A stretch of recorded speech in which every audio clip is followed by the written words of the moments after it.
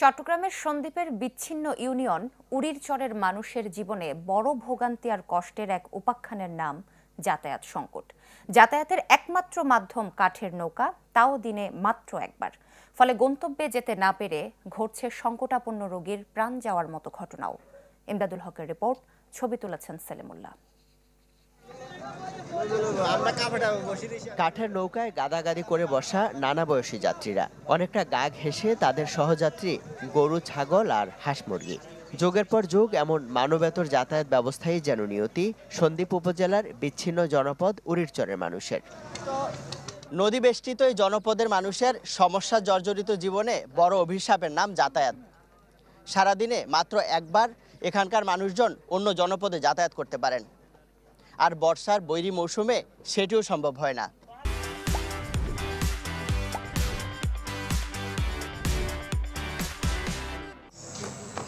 শিক্ষা, চিকিৎসা, সরকারি সেবা থেকে শুরু করে নানা প্রয়োজনেই সন্দ্বীপ, চট্টগ্রাম কিংবা নোয়াখালীতে যেতে হয় এই চরের মানুষজনকে।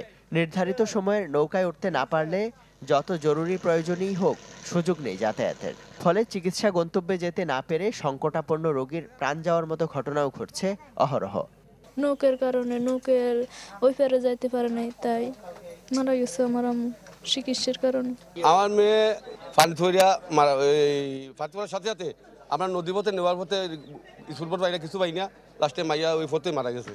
দিনে একবারই কিন্তু আমাদের এখান থেকে যাতায়াতের ব্যবস্থা হয়। যদি আমাদের জরুরি অবস্থায় কোথাও যাওয়া লাগে একটা রোগী নিয়ে, কিন্তু আমরা জোয়ারের সংকটে যাইতে পারতেছি না, অথবা আমাদের যাতায়াতের কোনো সুব্যবস্থা নাই, কারণ আমরা যাইতে পারতেছি না।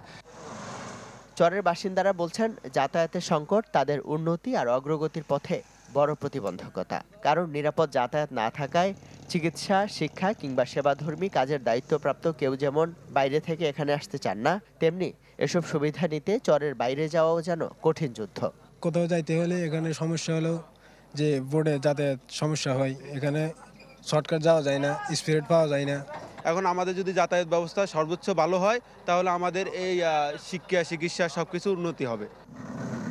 যদিও সংকট নিরসনে জোয়ার ভাটার বিষয়টিকে বড় বাধা বলছে প্রশাসন।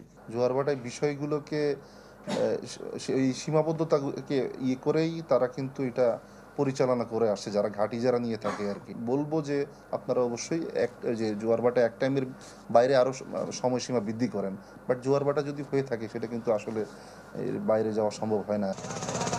জরুরি প্রয়োজনের বিষয়টি মাথায় রেখে সার্বক্ষণিক যাতায়াতের জন্য বোটের ব্যবস্থা করার দাবি জানিয়েছেন উড়িরচরবাসী। ইমদাদুল হক, চ্যানেল 24, চট্টগ্রাম।